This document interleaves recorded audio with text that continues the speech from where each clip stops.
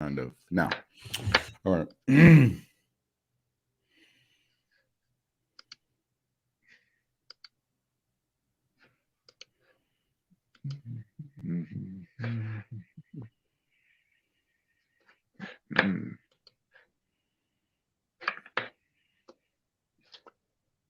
There it is. Oh, there it is.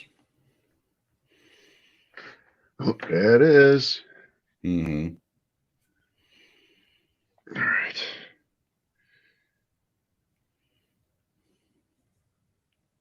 Okay. Yeah.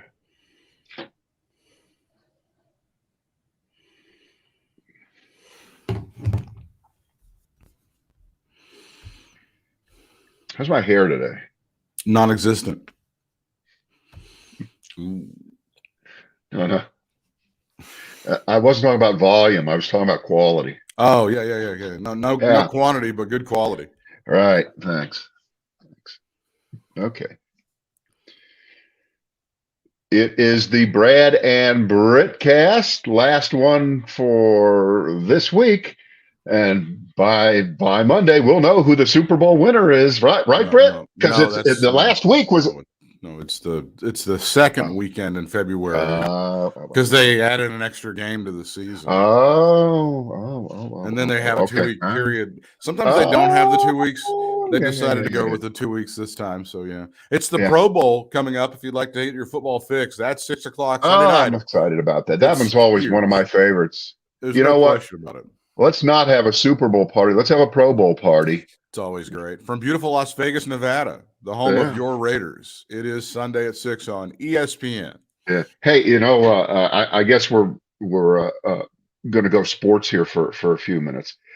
I read this little factoid. You're going to enjoy this. There was only one owner in the NFL who voted against allowing the Raiders to move from Oakland to Las Vegas. Do you know who that owner is? Feels like Jerry Jones. You're wrong. Who is it? I'm not going to. I'll let you guess two more and then tell you who it is. Dave Pepper. No. Dipshit McGee from the Washington football team, formerly known as the Washington football team, now the Commanders. No. It's a racist McFuckface, the owner of the Dolphins, Stephen Ross. He's having a problem right now. He's having a bit of an issue. All right, let me just frame before we get into the fact that there's just no doubt. There's no doubt in our minds that he is guilty of everything that Brian Flores is accusing him of, and the league in general, but him specifically. I mean, he's been all over the nets and the cables and now. Did he go on Fox at all? I don't know. He was on everywhere else.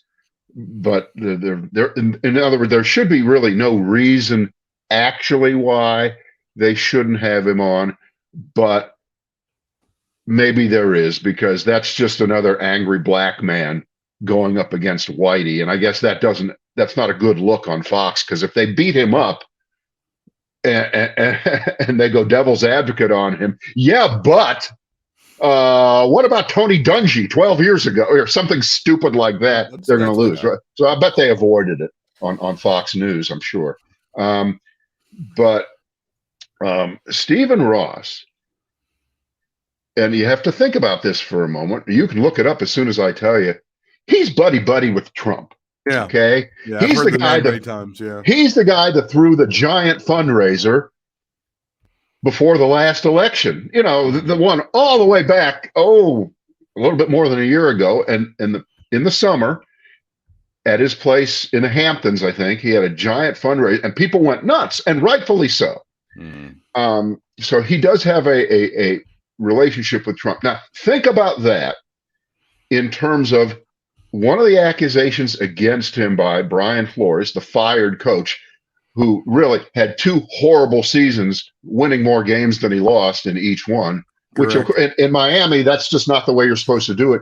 You're not supposed to win enough games so you can get a higher draft choice. I think it was the first back-to-back winning seasons they'd had in 18 years or something like that. Yeah, and I think this year they were like 1-7, and he won like 8 of the last 9, which is correct. Yeah. That's just like a shock. That's a shocking turnaround, and that is good coaching. There is no doubt about it. Even from a black man, Britt. Even from a black man.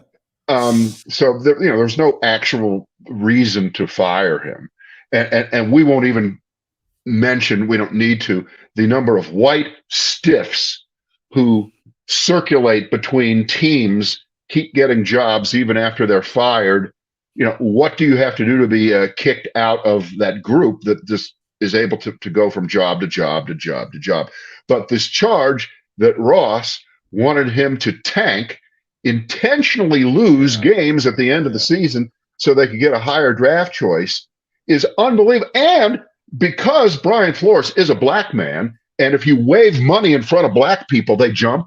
Okay, exactly. They jump. They offered him what, $100,000 per game to lose. Now, I don't know at what point that offer started to come in, but what did the Dolphins finish? 9-8. Was that their record this year? I think that's correct. Yeah. This wasn't a question of if he would lose a game or two, they'd get the first draft choice.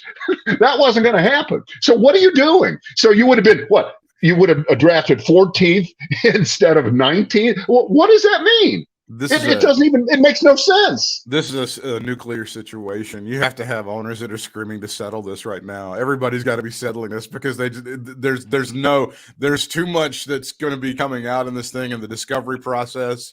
I mean, that's what got Jeff Zucker was, right? The discovery process. There's no way they have to be people that are just screaming that write a check, get rid of this. This has to go. There's got to be people like Jerry Jones who are like, we had solved this racism thing in the National Football League. We put in racism at the end of the end zone. It's right there for you to see. Problem solved. Anything it's on the back of their helmets. What does it say on the back of their helmets? Yeah. It says in racism, be nice to each other. Anything to stop the kneeling. Please, you people, stop the kneeling. It's bad. No kneeling during the national anthem. We'll put stuff at the end of the end zone.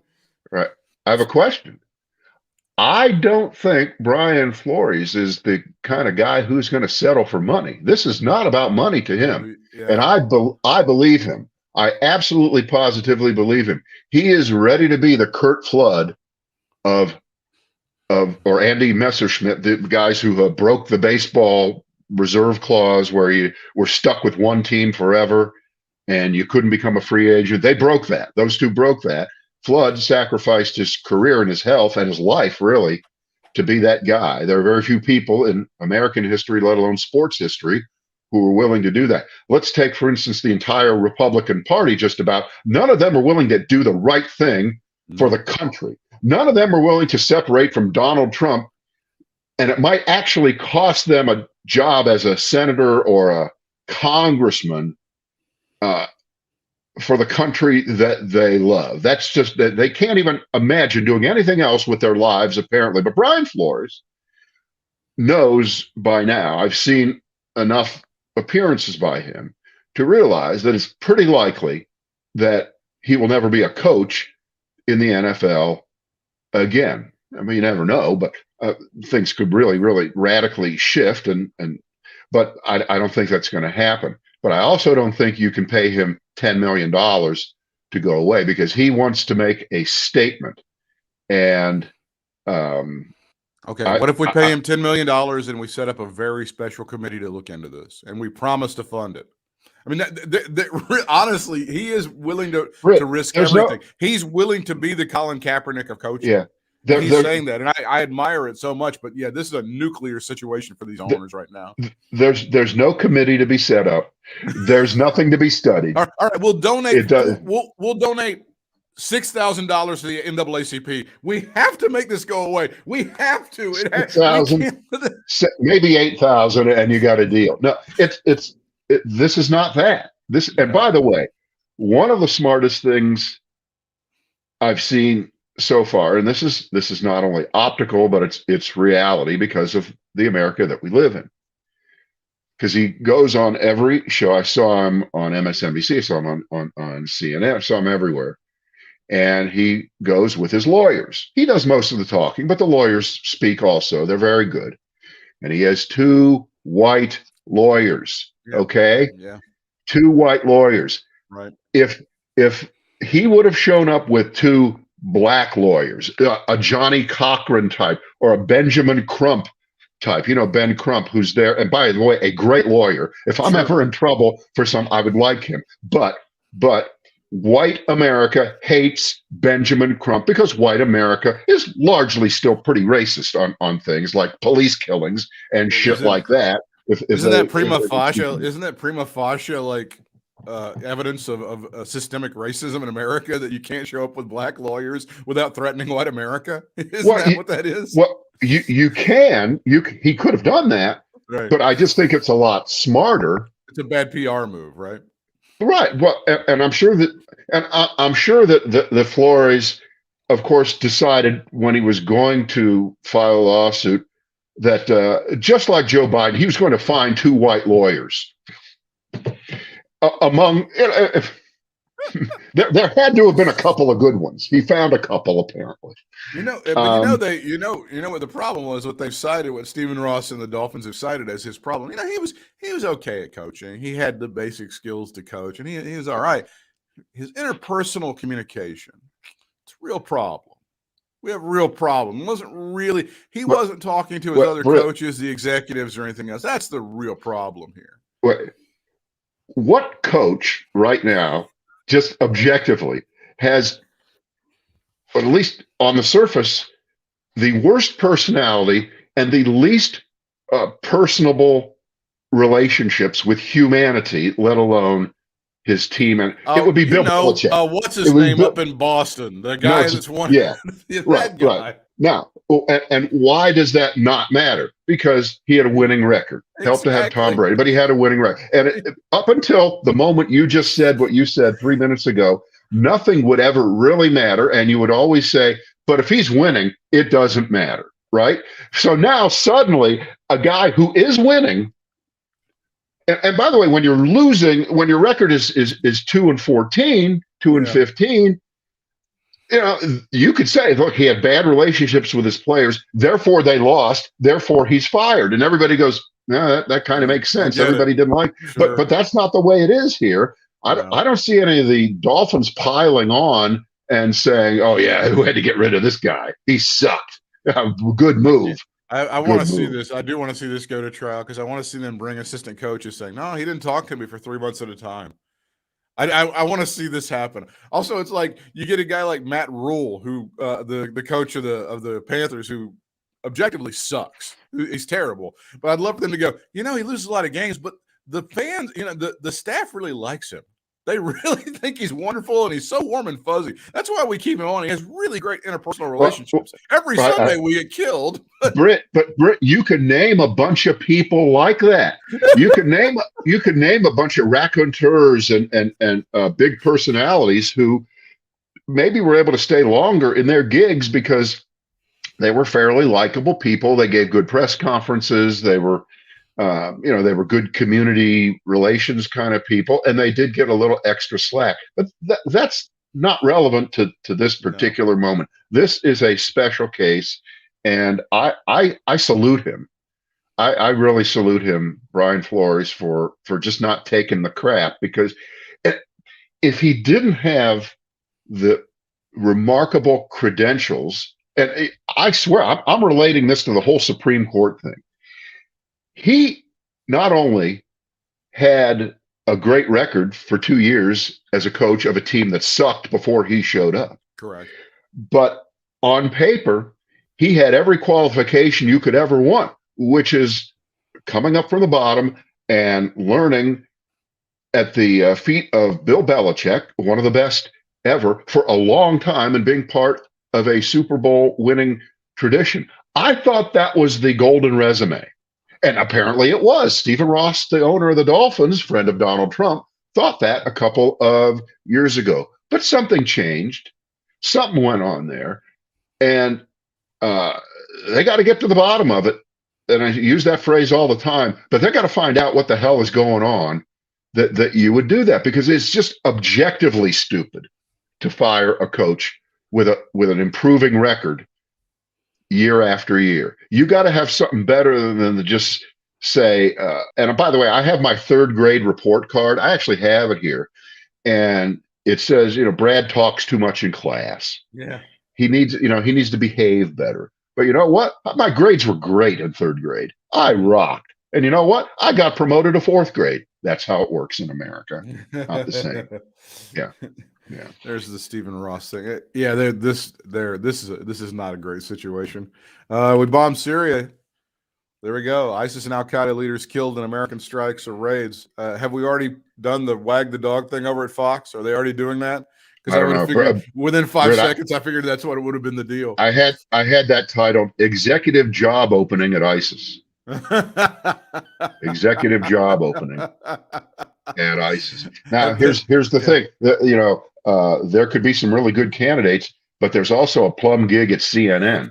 So a person might have a difficult choice.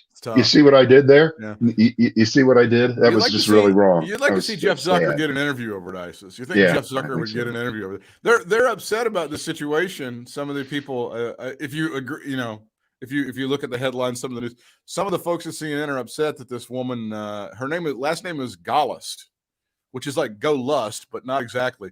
That she's getting to keep her job, even though she lied about the situation, and Jeff Zucker has to go. Apparently some people are upset about that. I don't understand. I do understand that.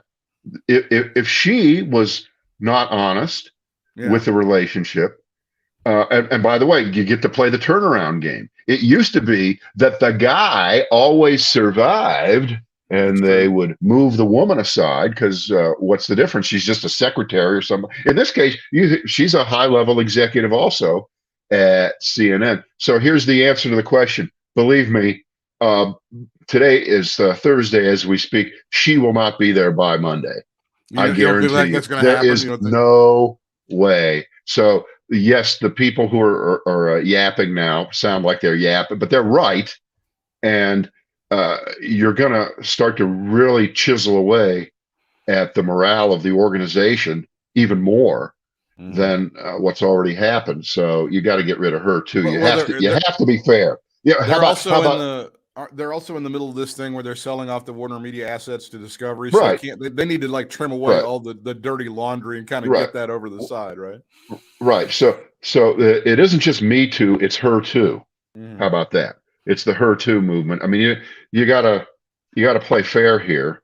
So they're both.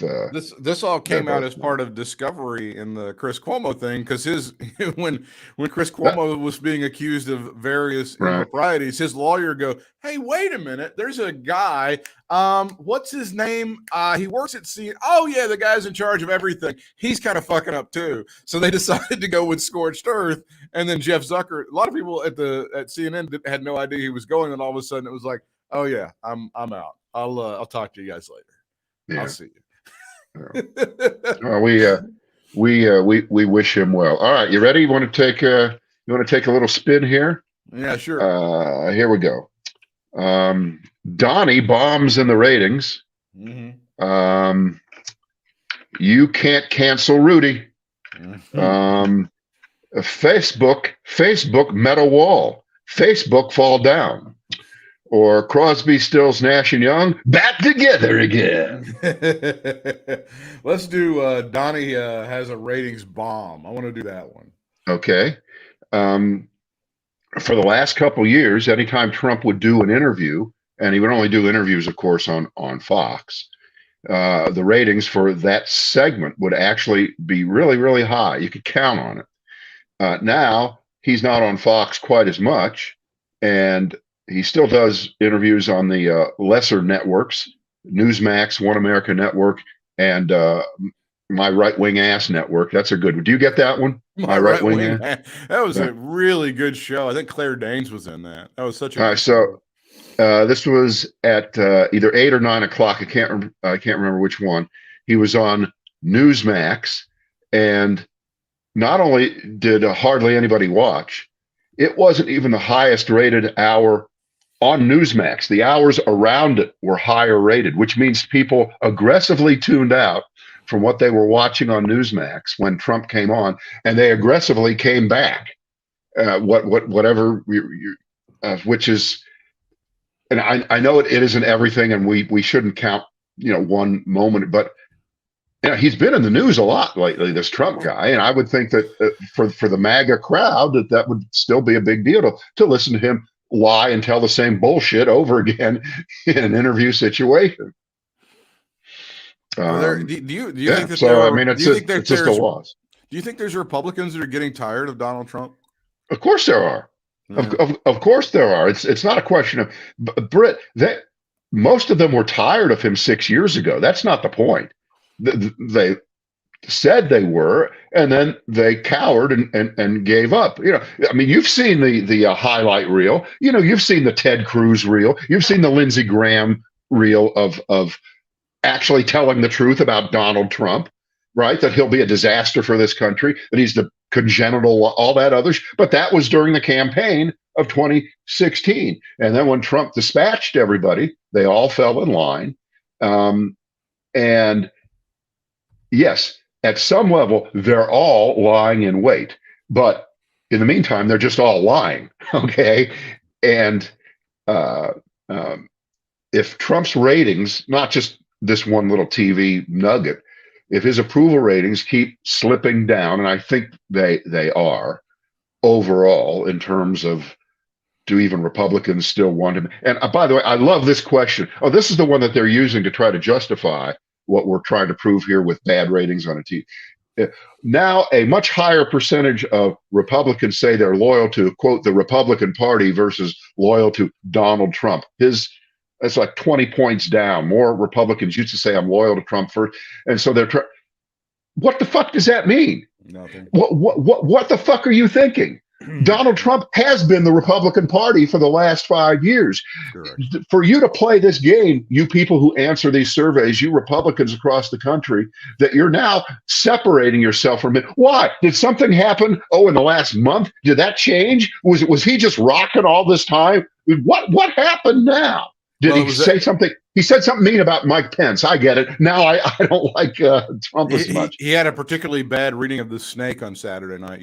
We forgot to mention that. He did pull the snake out. Yeah. Yes, I saw that. And when I saw that, that is when we pulled the ripcord.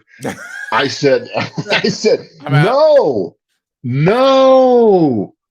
People who haven't been listening, because I think we always assume that everybody's been listening to this podcast and watching us for all these years. He's got that stupid, I think it's a Socrates poem or something that he reads about a snake, and a woman captures a frozen snake, brings it in, the snake bites her, and eventually the snake goes, well, I was a snake. And it's like some sort of parable that he rolls out there for immigration. These dark people, these brown people, you're going to feed them, you're going to give them health care, and eventually they're going to rape your daughters. I think isn't that the point of the snake when he brings that thing out? Well, it's also, you knew what I was when you saved me. You knew, in other words, to Trump voters now, you knew who I was when you voted for me, and you loved me, right? It's conceptually like it's like a conceptual kind of systemic sort of existential difference that people like us have with the Trump crowd. What has happened in American history over the past 250 years is that immigrants have come into the system. Didn't matter whether they were Irish or they were German or they were African American. Well, some of them were forced to come into the country now, weren't they? But in any case, when immigrants, guess you don't want to mention the Jews, do you, Britt? Huh? Well, Jews don't count, do you? Okay, that's all right. No problem. No. Whenever anyone would come into the country, which was established mostly by white dudes, they would then embrace the concept of America, and they would become Americans. And then it didn't matter, because no matter where you were from, you were in America. You perpetuated the idea and the concept of the great experiment of America. These fuckers believe not true, can't do it. What the founding fathers meant was for white people to rule this thing forever. And if we get too many black people, yellow people, whatever, it's going to be fucked. That's essentially what the Trump crowd believes, right? Yeah, that would be one version of it. A more cynical version of it would be, yes, different groups of people from different parts of the world and different religions have come here, and they've had to put up with pick your level of hate and discrimination and isolation for decades and sometimes centuries, but eventually they're all here. But now we have the most aggressive pushback in terms of immigration that any of us have seen in our lifetimes. But it was no picnic. It was no picnic early in the century, Sure. when the Hotel Statue of Liberty on Ellis Island was operating full tilt. Yes, they were coming in, but were they welcome? Yeah, well, yeah. If you consider packing everybody into the Lower East Side of Manhattan to work in sweatshops, Sure. sewing shit, and getting burned to death in fire, yeah, they were welcome. But okay, but it's kind of a horrible American exceptionalism. But we managed to get through it. But it does feel different right now, doesn't it? It does feels feel different. It does. There's I think a big difference. Going back to Trump, Lindsey Graham continues to kiss his ass and absolutely get slapped around. Trump has doubled and tripled down on the January the 6th pardons, which every Republican from here to yonder, you can't find anybody that supports this idea. Lindsey Graham freaked out about it, and now Trump goes, "Fuck you, you piece of shit. I hate you," despite the fact that Lindsey Britt, Graham has kissed his ass like it's made out of candy for 5 years. But listen, Britt, no matter what we're hearing this week, no matter how crazy Trump is being, no matter how much he's confessing in public that he did want to just overturn the election. It wasn't about election integrity. He didn't care about that. We knew he never did. But the pastina, the false front of Republicans spouting that line, that's collapsing around them because Trump is out there yapping about how he went to the Justice Department, how he went to the Pentagon, how he who the fuck knows? Maybe he went to the French Foreign Legion. Somebody, would you come in and grab these voting machines? Which, when you think about how stupid it, how many voting machines are there in these? There's probably thousands. What are you going to do with them? Where are you going to put them? Is it going to be like what they do with airplanes? Put them out in the desert in Nevada, in the middle of nowhere, and look at them? I mean, it never made any sense. But okay. If you don't think that those voting machines would have ended up on the bottom of Lake Michigan, holy shit, he would have destroyed those in a heart. He would have blown them up somewhere. And then, you're right. And then the line would be all the votes in that state have to be thrown out, and the election would be decided by just 42 or 43 states, and the House of Representatives. I get it. I mean, I understand it. But even with what he is saying this week, right now, as crazy as it is that most Republicans who are asked about it do say, yes, it's not a thing for him to offer pardons right now, or to pardon people who participated in practically killing all of us in the Congress, in that building on January 6th. They're saying that. But if Donald Trump were to somehow wiggle through here the next 2 years and become the nominee, there is not one of these people that would stick to with what they said today about Donald Trump. And they would say, yeah, but Joe Biden is a disaster. And it wouldn't matter if Joe Biden had whipped inflation, fixed the roads, sent coronavirus packing. They would turn right back around and support Donald Trump again. Yeah. Agree or disagree?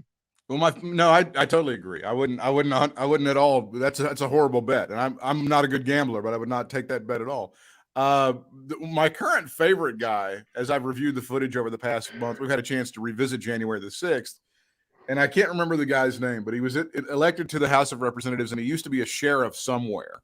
And he's one of the guys you see stacking chairs in front of that door as they're punching through the windows trying to kill people. And now his thing is, no, it's fine. It was just another day in Washington. Yeah. I went to the vending machine. I got some Fig Newtons. I don't remember anything. It wasn't that bad.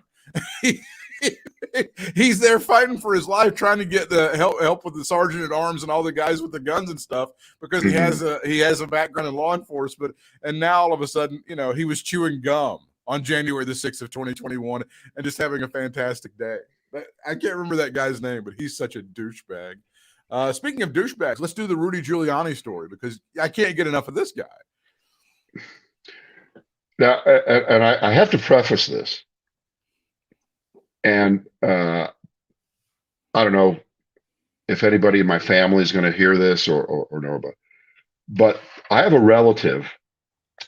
I just went to her wedding in November in Southern California, and my relative is the assistant to the person at Fox Broadcasting in charge of reality TV programming. Oh Okay. God. That's her job. She's right there. She's in on all these decisions. Okay.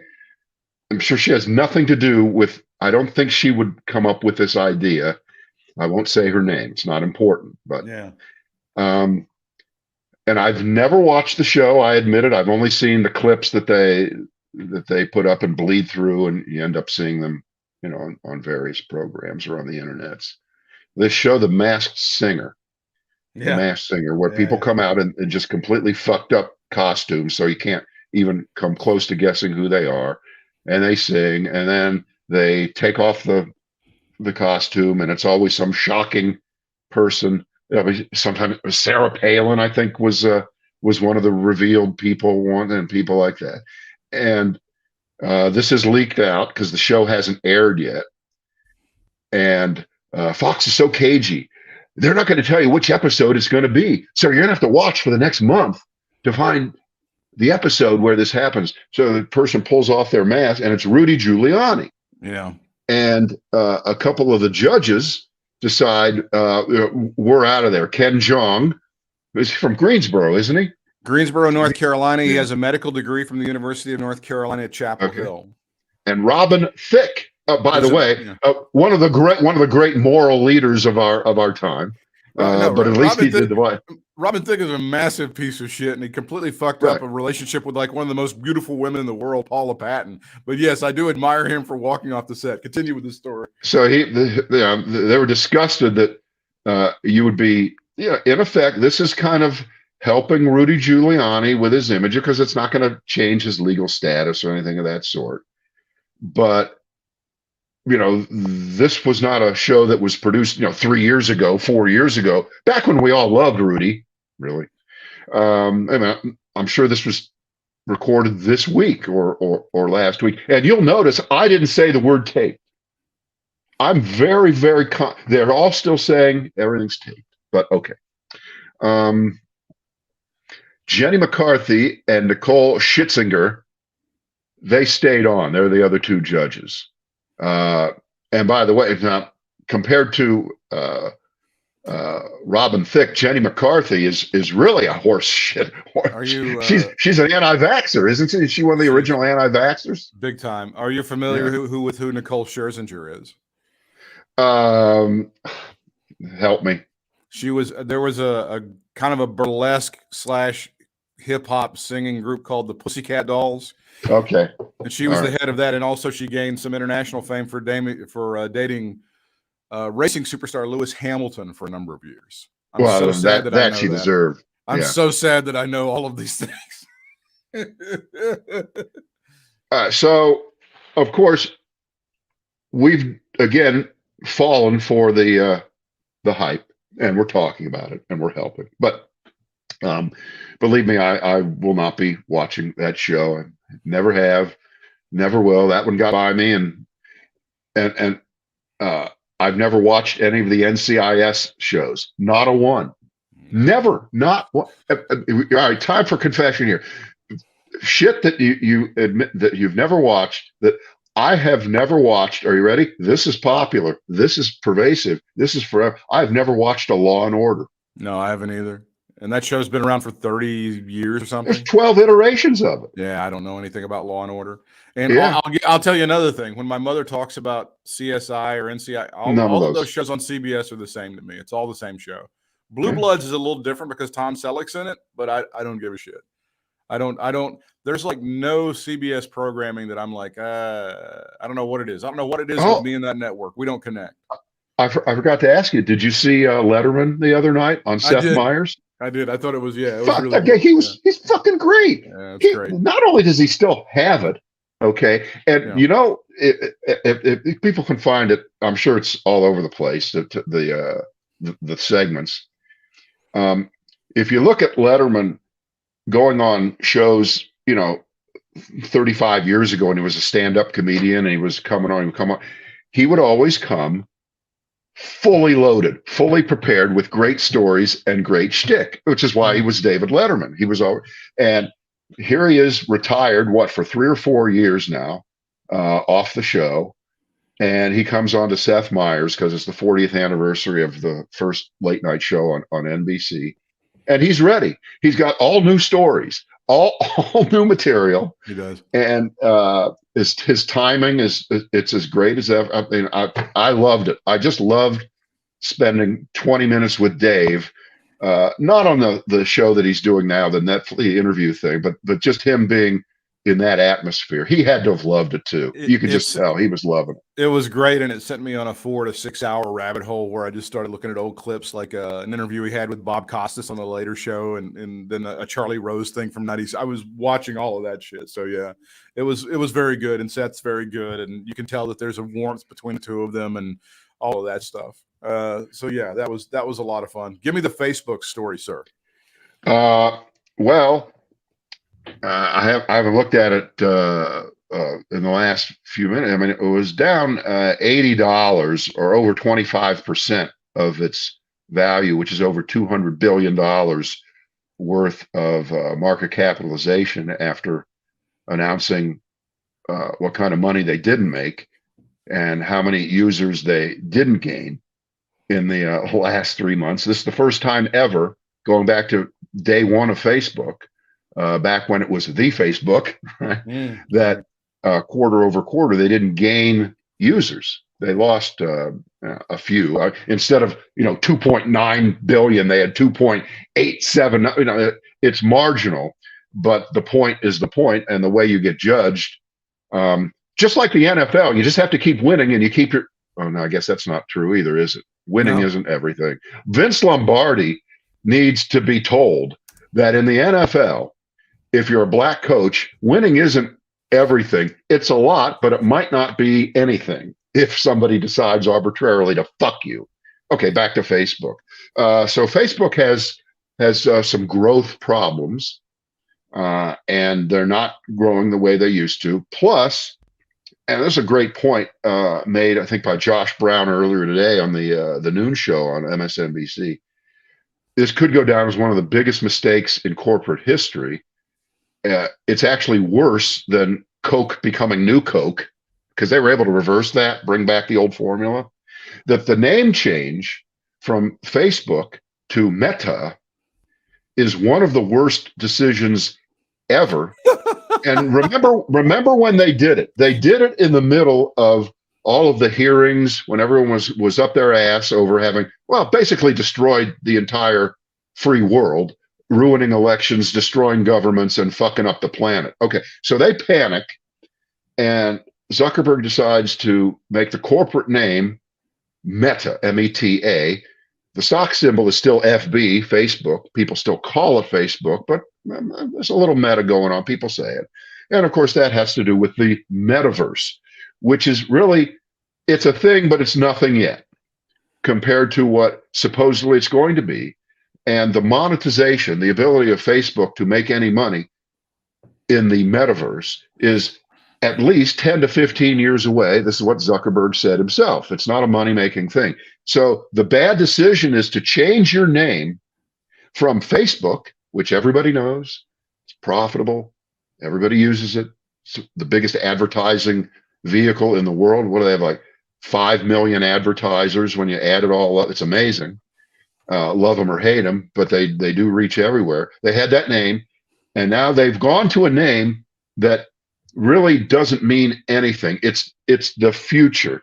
It would be as if you named your car company a car that you're going to be building in 15 years, but it's going to be great.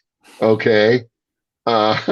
It just doesn't make any sense. But now that doesn't drive the stock price. I understand that, but that's not a very Zuckerberg shrewd kind of move to have done. He did it under duress, made a mistake, but Facebook is not what it used to be. They're not making enough money off of Instagram the way they thought. Mm-hmm. And as a result, I mean, that's just a stunning fall. And as usual, because of pin action, it dragged down the entire stock market on Thursday. Just almost everything went down in sympathy, except for maybe bank stocks and energy stuff. But everything else just into the toilet. We'll get another cog in the wheel here later. After we get done, Amazon will come, and Amazon could be equally bad, maybe worse. For the Jim reasons that Cramer you all know. types, the Jim Cramer types used to call Facebook, Amazon, Netflix, and Google Fang. Are they They now still going to do. call? Are they going to call it Mang now? Because it's Meta. It's a Mang. Or maybe it's going to be Mana because Google is Alphabet. So maybe that's what they'll have to change it completely around. There's a lot of problems with these acronyms, Britt. The problem is they're only good in the moment, and they are subject to change because some people want to put Microsoft in there. So then you'd have Fangamumum. You can't get this right. You can't get it right. Get it right, people. You can't do it. So now that Facebook has been just obliterated, it's down over 50% from its high. It's been killed. You have two choices if you're a stock market investor, especially in individual stocks. You either see this as one of the great buying opportunities ever. Yeah. This is the greatest moment. Facebook has had problems before. They've always come back. Zuckerberg always figures a way out. It's happened before. Or they really are at an inflection point of doom, and it's all downhill from here. Next thing you know, there'll be hearings. They will be regulated like a utility. They will not be able to be flexible, and that's it. It's over. You had your moment. Go out to your island on Hawaii, Mark, and sit back and enjoy. My guess is that you're going to have 6 months to 9 months of fallowness by Facebook. They're not going to get much done. It's not going to look like anything's going on, and they will have another trick up their sleeve. They have before. They will again, and there have been other companies just like them that have been in that position, and they've managed to turn it. Microsoft was in the shithole for a decade and a half. Almost 20 years. They were dead in the water. They were around. Absolutely dead in the water. Now that company, And if you want, look at something. Look at the long term, the forever chart of Apple. You're looking for Apple is a flat line for forever until the iPhone came out, and then it's been uphill ever since then. But that, by the way, so Steve Jobs, great company. Revolutionary, did nothing for a long time. Then Steve Jobs II, after he'd been fired, he came back, and there's the iPhone, and they've never looked back since, and they've been innovative since then. So that's my Facebook outlook. I'm not an individual owner of Facebook stock, fortunately, today. That's your disclosure. Wasn't there some hand wringing about Netflix last week, and then all of a sudden, like earlier this week, they had their best day they'd had in like 2 years or something? Right. Yeah. Well, Netflix got garroted last week. Because their growth wasn't what they wanted. But plus, they're raising the price, and the analysts they have some levers to pull. They have some levers to pull with what they do, and I wouldn't underestimate them. And they do still own the position of first mover. I mean, everybody's still trying to catch them in terms of number of subscribers, but compared to 5 years ago, Netflix had the field all to itself. They did, and now they don't. And the competitors are good and smart, and if you add them all up, they're all way bigger than Facebook. A great point was made about Alphabet, Google, and by the way, changing the name of Google to Alphabet, not the same as changing Facebook to Meta, because again, Alphabet is just it's just a name. It wasn't, Google wasn't saying, oh, in 12 years, we're going to invent the alphabet. So it's a great idea. Okay.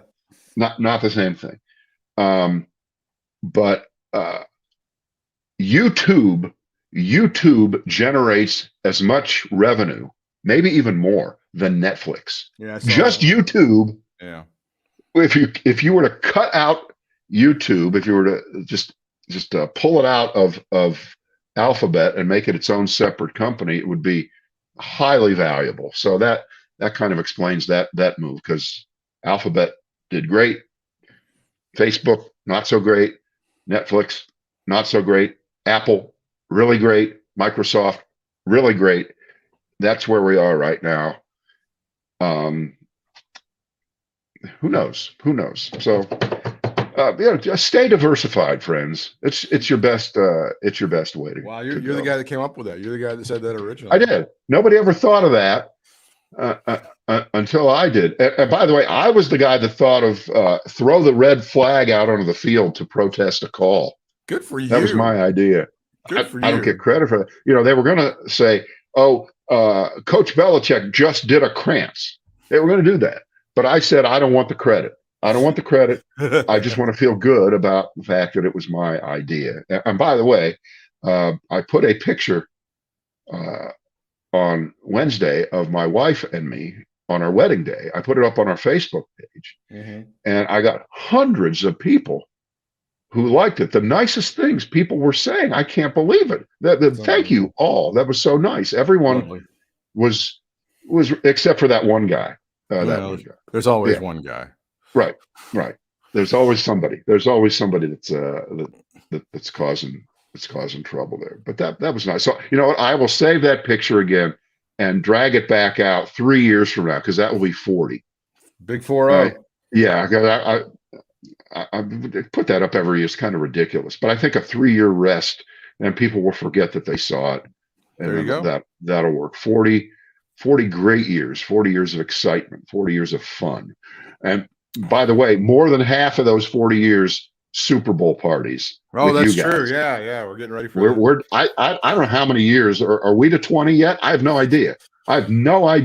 I just still what our first one was. People don't know we missed Janet Jackson's tit because we were doing other stuff, and then we didn't find out. But I'm talking about what was the first year? I have no idea. That was my first year. That was definitely was my first year, and I think that was 2004. I missed that you had done it before then, but 2004 was my first. I know I had some at our old house, and I've been in this house for 22 years. Right. So therefore, technically, we may be coming up on the 25th anniversary. But what is 25? What is that? That's not gold. That's not silver. What is that? That's poop. Something, isn't it? It's a box of poop, I believe is what. A box of shit. The 25th anniversary. Get a box of shit. Okay, here we go. Crosby, Stills, Nash, and Young back together again. Voter fraud is real in Florida, but it's never in person, and it's the usual suspects. Pick one. Do the Crosby, Stills, Nash, and Young thing, and we'll run. Okay. Crosby, Stills, and Nash getting back together with Neil Young and saying "fuck you" to Spotify, which, by the way, is another company whose stock hit the shithole today because of their earnings. Now, they're not attributing anything having to do with the Joe Rogan situation, which actually that's bad because now that means that whatever turbulence is going on with the Joe Rogan situation is now and in the next reporting in 3 months. Right? This can't help them. There aren't people joining Spotify now because of this. But it feels like they won. It feels like the protest thing lost some momentum, and there were a lot of artists. I don't know if they put this in their back pocket, but they're not supporting Neil Young the way that they should be, and they professed their love for Neil Young over the years, and they're kind of abandoning him. It feels like Spotify has won right now. Now, I don't know if that's true. This thing may be simmering, and coming up next week, you may have 20 big-time huge artists, Elton John and everybody with huge catalogs could say, fuck it, I'm out. But it feels like they've won right now, I think, to the majority of people. Well, I guess they've won because they haven't really lost. That's the way? I mean, they were just trying to play defense there and not get in more trouble, right? They held serve. Now, I left. I went to Amazon Music, and I mentioned, I think the sound quality is like, to me, way better. Nobody cares about that shit for the most part, but the sonic quality, the tonal quality, way better. The algorithm is still a little, it's not quite as user friendly because it's what I was used to, and I was on Spotify for 6 or 7 years, but I really like the sound quality is a huge win. And any of these other ones, Tidal and any of the other ones, has way better sound quality than Spotify has anyway. Let's check how they're doing. Spotify, as we speak, down $29.92. That's a 15.6% drop just today, Thursday, at Which 2:20 in is the afternoon. part of the story was that the guys at Citi said buy it. They put it up as a buy.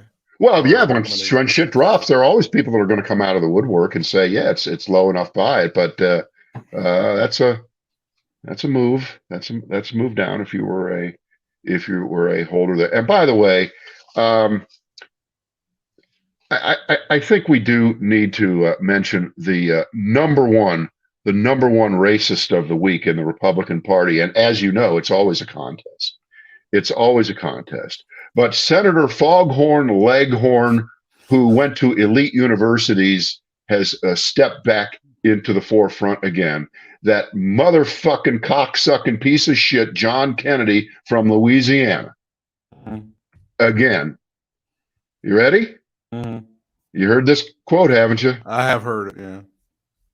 He wants the Supreme Court nominee put forth by Joe Biden, and that's going to be a black woman. He wants that person to be, quote, someone who knows a law book from a J. Crew catalog. And why did he say that? Well, because as you know, it's very likely that Joe Biden is going to go down to the Greyhound bus terminal in Louisville and just pick out someone, as long as they're black and they're female, they've got the Supreme. And so John Kennedy wanted you to know that he has standards. That is so fucking racist. Well, that is just so beyond. That is just beyond. At least he didn't say a KFC menu. I mean, you got to give him points for not going for right. J. Crew. It's not the lowest rent kind of place. Yeah. You know what? You find sunshine in the darkness every time, and I think you ought to be commended for that. You ought to be commended for that. And by the way, the counter argument, as if you need to make one, to the Fox News people, the Ted Cruzes of the world, the John Kennedys of the world, the just vicious, violent racists. That's all you can call them on this issue, claiming that the white people of America have been slapped in the face because Joe Biden made a promise during the campaign and now is going to fulfill it by nominating a black woman. Walter Dellinger, who is the emeritus professor of law at Duke, spent some time there, and he was the Solicitor General, the guy who argued the case on behalf of the government during the Bill Clinton administration. And he just absolutely obliterates any argument against what Joe Biden has promised and is about to fulfill. And he makes this great point, and you've, of course, heard it. Ronald Reagan said he would nominate a woman, and he nominated Sandra Day O'Connor. Nobody said anything about that. And actually, it's even more so than that, because when Reagan did it, he immediately got the same kind of blowback. And what he did was he put a bunch of men on the list also, like a public list. But he knew he was going to nominate a woman. And at that time, only about 3% of the practicing lawyers in the country had graduated from law school that were women. So he had a tiny, tiny pool to choose from. So what did he do? He did not have the luxury that Joe Biden has right now, a much larger pool of about, I think there's like 28,000 black women who've graduated from law school in the last 25 years, people that would be eligible to be nominated. But Reagan had this tiny group of just women to choose from. And as a result, he went down past judges who were probably even fewer and far between than you can imagine. And Sandra Day O'Connor, who he picked, she had no judicial experience of note. She'd worked in law firms. She'd been a clerk. She'd been a state senator in Arizona, and he picked her. And you know what? She worked out pretty damn well.